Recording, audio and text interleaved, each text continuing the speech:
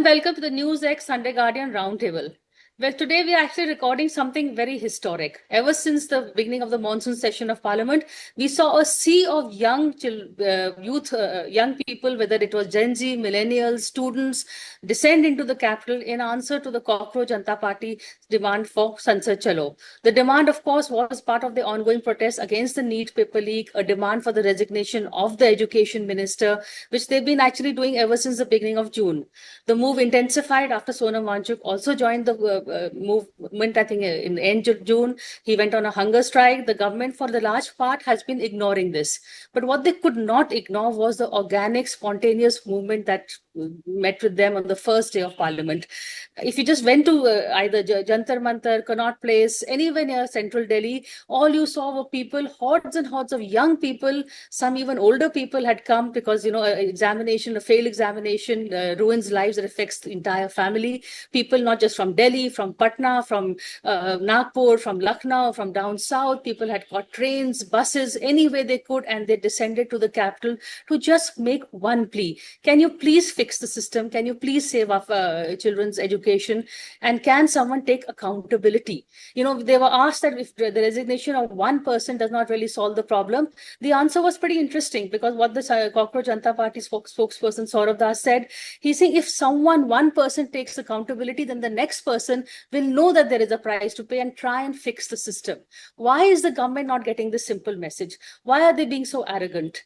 That is something we are going to be discussing on the show today. I have with me Kaveree Bamzai. She is a former editor of India Today. She's also a columnist and an author. Rasheed Kidwai, political journalist and an author.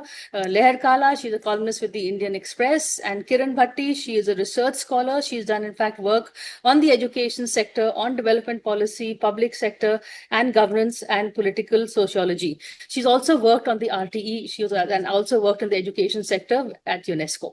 So I'll begin with you first, Kaveree, because you've seen the movement, the spontaneous movement that has happened. In fact, Leher and Kiran, I know, have actually gone there on the streets. But Kaveree, is this just an organic movement? Is this the Anna Hazare moment for the BJP government? How do you see this protest? Priya, I see it as a continuum of all the protests that have happened so far after the Modi government came in, whether it was the student protest, the anti-CAA protest, the farmers movement. I don't see it in isolation. And I see that this is something that has happened despite the leaders and not because of them. I think it just needed a moment. It just needed a flashpoint, someone like Abhijit Dipke to just, organize what seemed to be a mass following on social media into what he thought would be a movement. But I think it is despite him and despite every other political party. And it is something that needed to be put on the national agenda for a long, long time. And it is something that cannot be argued against by the usual BJP toolkit of anti-national, urban Naxal. You cannot accuse parents and children who want better education, who want a better examination system. You cannot accuse them of being park agents or anti-national. I mean, you yourself sound ridiculous, as we have seen on the ground. We have seen so much anger against the identification of these young people who really want a better life for themselves. And what else apart from education do you have in this country that assures you a better life? That is the only, or we thought, the only clean and meritocratic system left in this country. And for them to have that vitiated, I think that is what is standing out here, that they want a better future for themselves. And if the politicians cannot give it to them, just get out of the way. We've seen that in Tamil Nadu as well. If the existing political parties cannot give young people a better future, they will just vote for someone maybe they don't know, but they're saying someone who wants to give them a better future is attempting to do so. They will vote for him. So I think it's a movement. This may end, and it may end tomorrow, day after, whatever. But I think the resistance that it has sparked has and will continue. And I think that is the most wonderful thing about it. And as parents, we should be proud of our children, that they feel so much for their future that we perhaps have not been able to ensure for them. And they're doing this. I think I'm very proud of this generation. It was called the Instagram generation. Well, they've given a really fitting answer to the Republic of WhatsApp uncles and aunties and said, this is what we want. We will use any means available, whether it's Instagram, Reels. And, Priya, just one last thing before I want, you move on. What they've used is laughter, and they've mocked this government. And I think laughter is the enemy of power. And the minute you start laughing at people in power, they just crumble and disintegrate. Exactly. When you become a joke, then you lose your gravitas. Well said, Kaveri. In fact, one of the posters at the site were very interesting, which says the power of the people is greater than the people in power. And I think Yeah. that's what the Yeah, people. such wonderful slogans, they really bring so much hope to me, and I think to all of us. Fair enough. But Rashid, we've seen also the politicians have moved in also. We saw last night the opposition leaders, whether, Rahul Gandhi being picked up like that, Priyanka, Akhilesh Yadav, Supriya Sule. In fact, as an aside, that answers that question of whether Supriya Sule is going to be with the India or the NDA. I think she answered that question yesterday.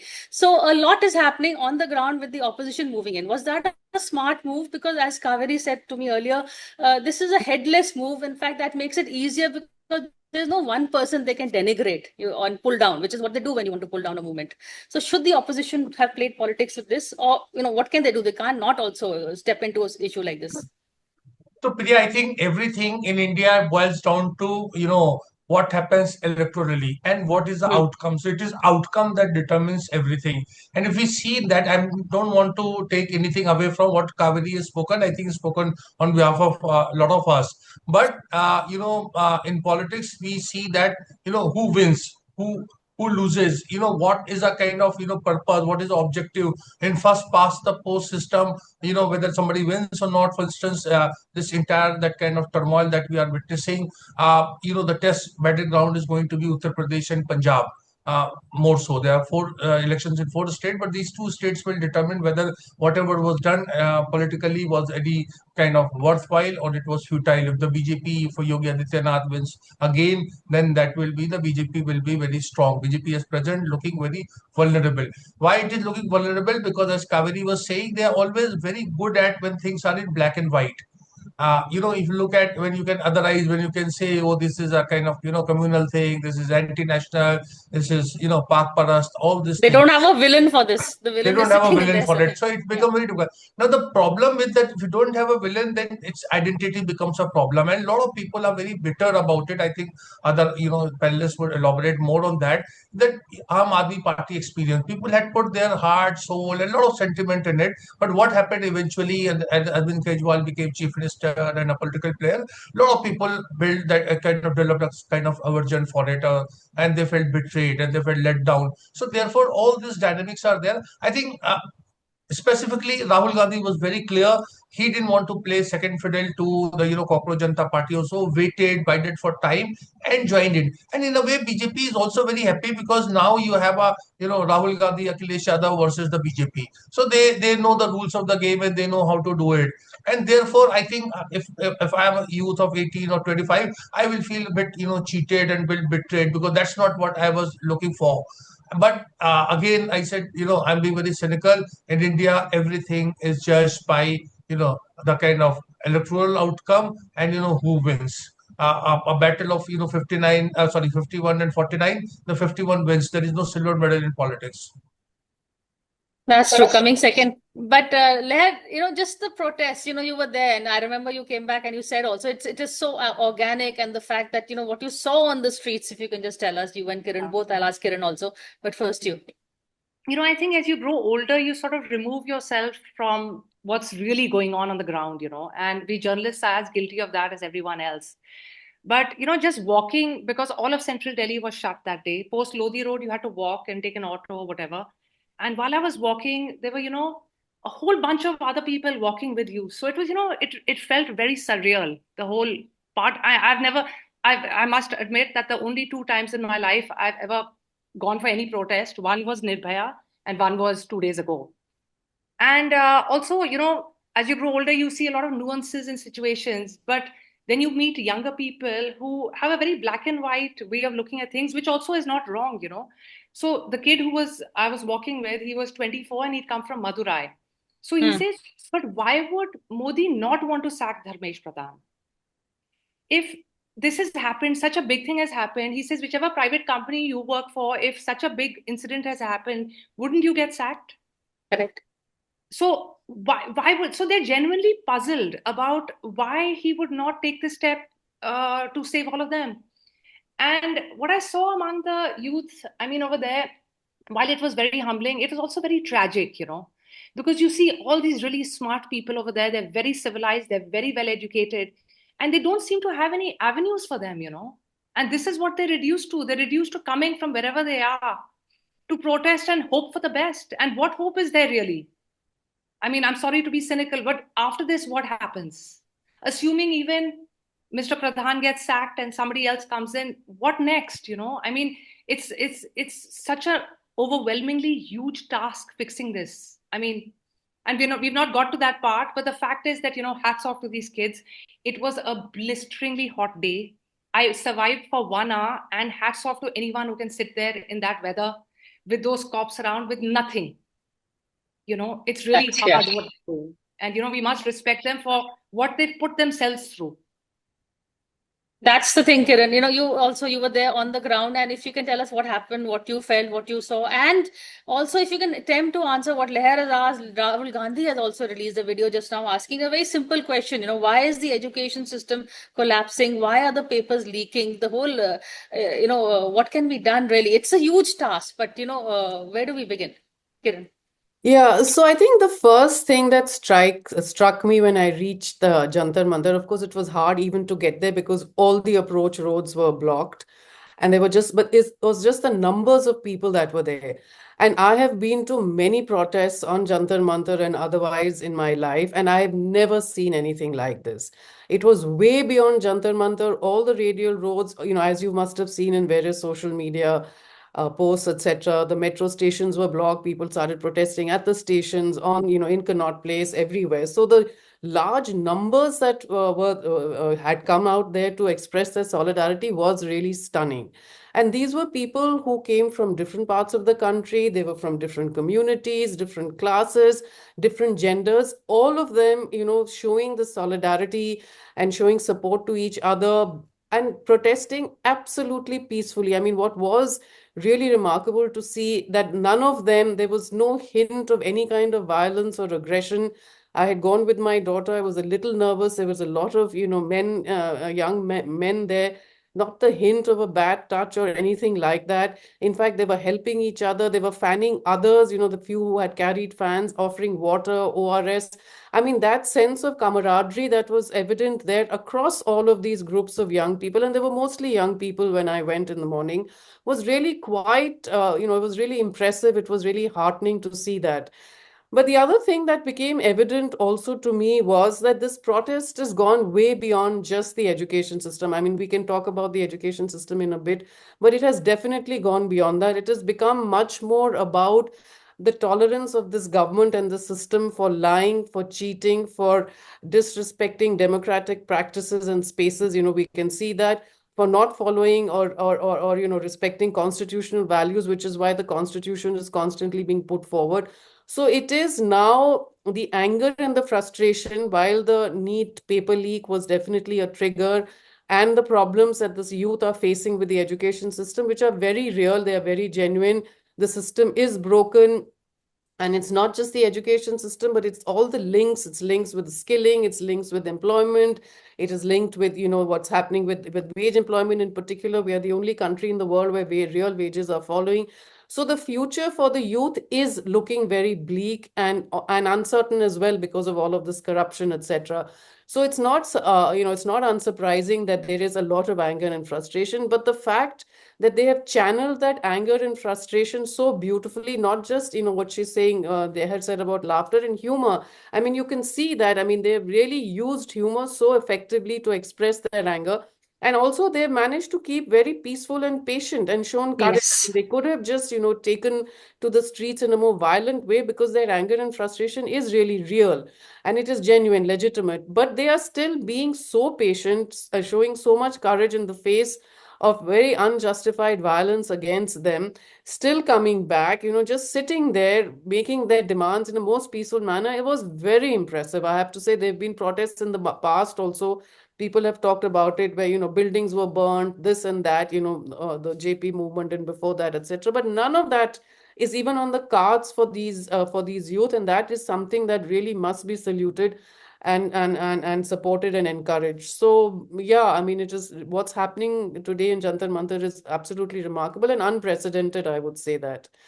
As far as the And education system is concerned, it is very broken. There is no doubt about it. It has been a sector that has been neglected and not prioritized, and it's getting even worse. And it starts from the top. I mean, there aren't enough resources that are given to it. There isn't capacity that is created. I mean, there are teacher vacancies. There is corruption. There is interference in the appointment of vice chancellors. There's interference now with curriculum, even with science curriculum. What to talk about social studies and history, and the links between education, high school and college, links between college education and employment, with skilling and employment, all of those links are broken. There is just no coherent conversation that is trying to bring that together.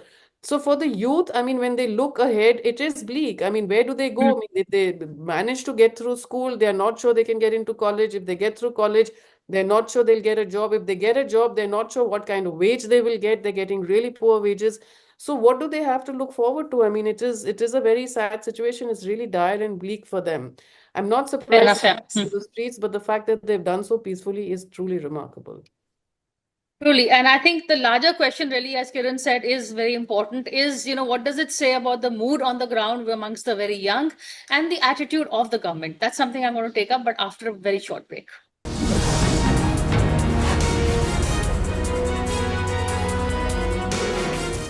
Hello and welcome back to the NewsX Sunday Guardian Roundtable. Today we are taking a look at the protests on the streets outside Parliament and also the response from the government, really, Kaveree. We've seen how the UPA reacted to the Anna Hazare movement. I'm sorry, that's the only, recent agitation that one can take. We saw how they reacted to the farmers' protests also. So if you can just, talk about the reaction of the government, how do you see it? Will they hope that the session will be over and raat gayi baat gayi, or is this something that will linger? And the message that this sends out, should the government respond? Will the government respond? I think the greatest irony was them pushing the Vande Mataram bill while the The protests protest were was on. going on. Talk about performative nationalism versus real nationalism. I think the students out there were demonstrating what loving the nation and loving the country means to them. And here was the government pushing forward a bill that really, I mean, is this what we want right now? At a moment when the education system is so broken, when the percentage of GDP spent on education has declined to an all time low. Is this what we want from the government? I think this is the greatest irony.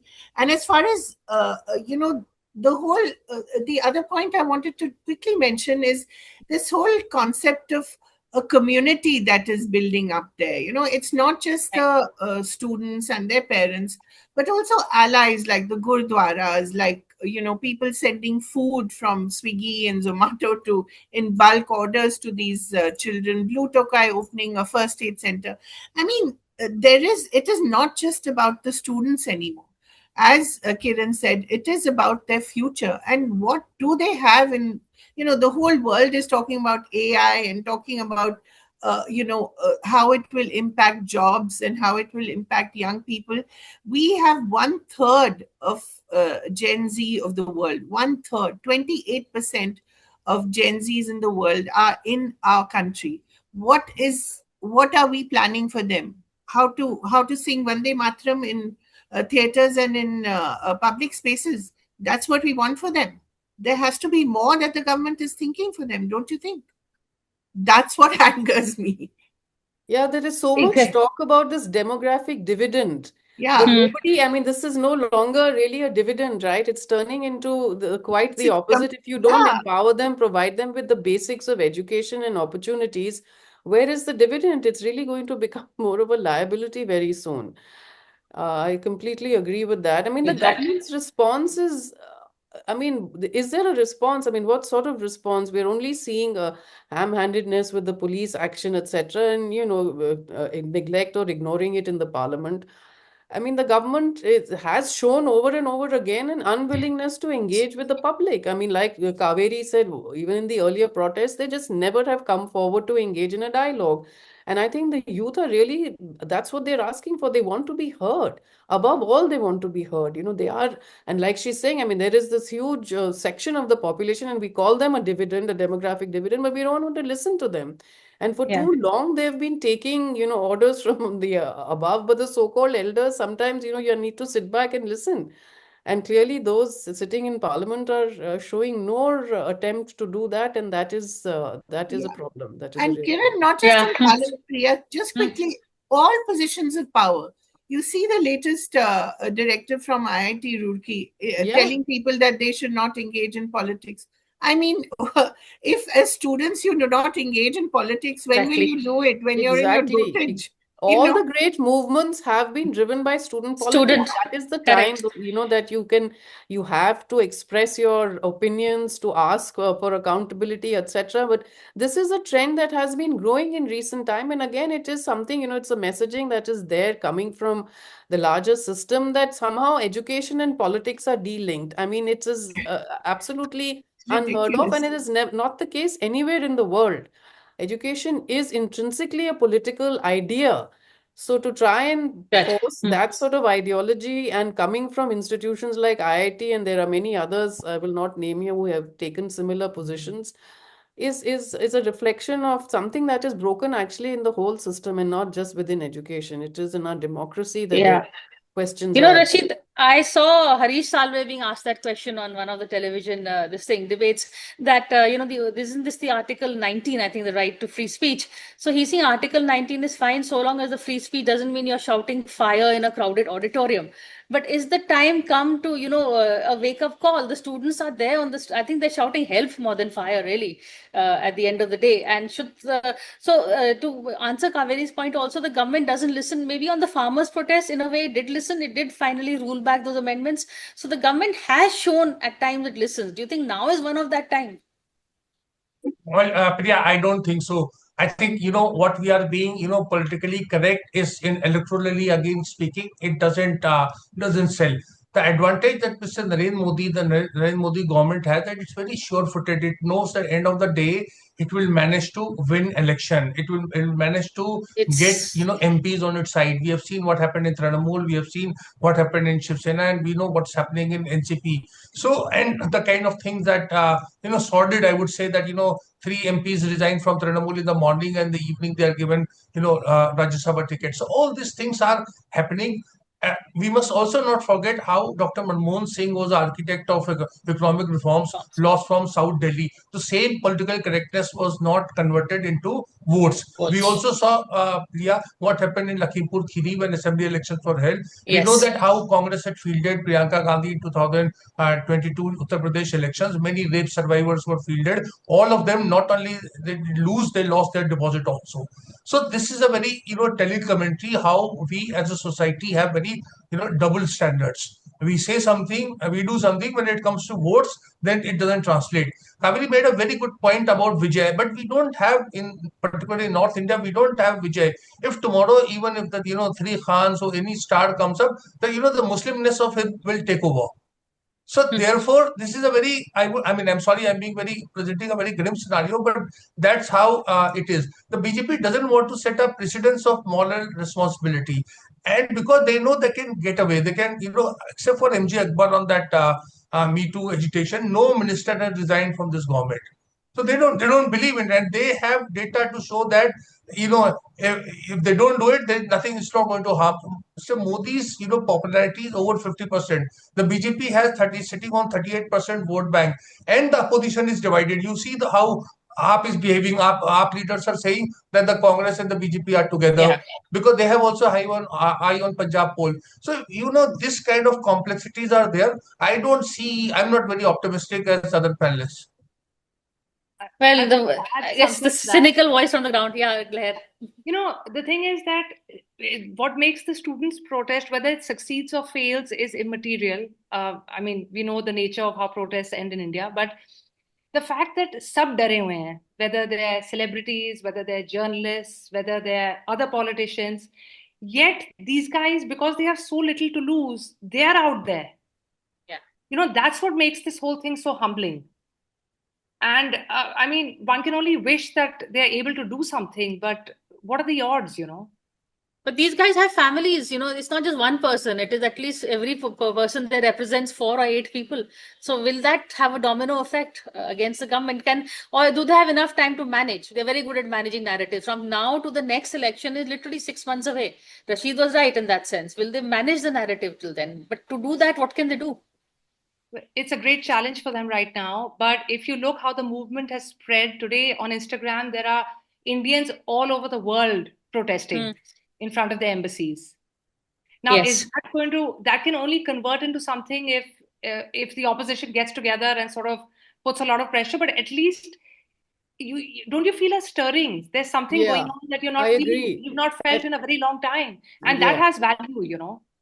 And So Which we is first of true. all, it is unprecedented. So it's hard to say in which direction it's going to go. I mean, I think none of us, I also have to admit, didn't imagine when Expect it this. started off that it would reach this kind of level and get this kind of support. But clearly, there is a lot of anger and frustration on the ground. And this has become an axis around which it is exploding all over, like she's saying, all over the country. And even NRIs are responding to that. So I think the government is also probably not sure in which, how to respond. They've used force. They've got a lot of backlash for that.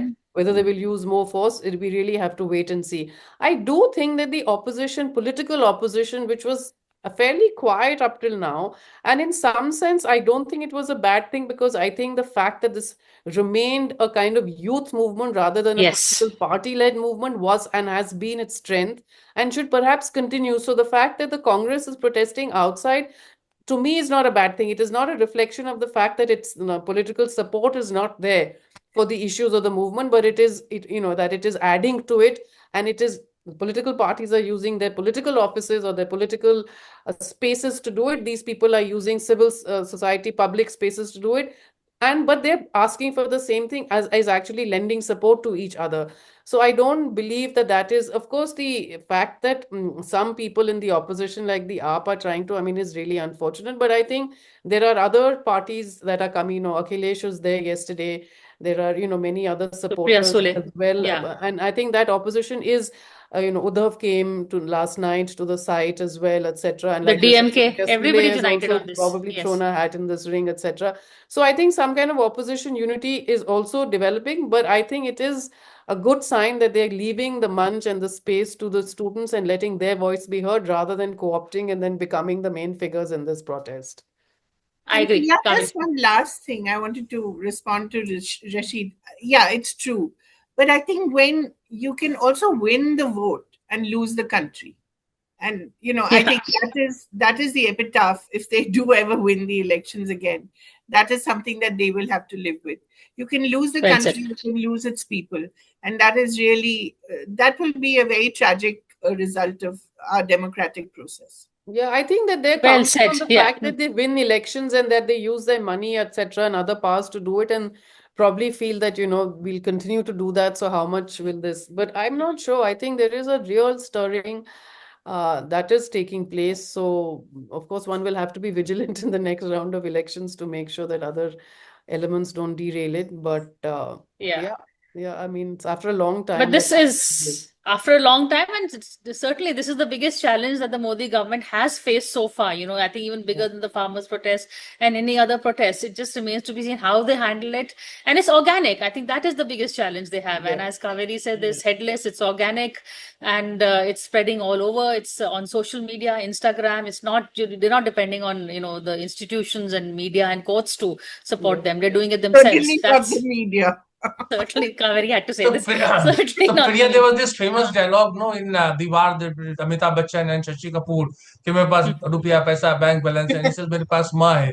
So in this scenario, the government would say we have SIR. Yeah. That is the cynical footnote that one has to be cautious about. So, on that note, thank you so much for this conversation, and I hope to have many more, because this is something we really need to support, keep track of, and encourage, and see where it leads, really. But Yeah, thank you so thank you much for for now. having us. Thank you. Thank you Thank so you. much, Priya.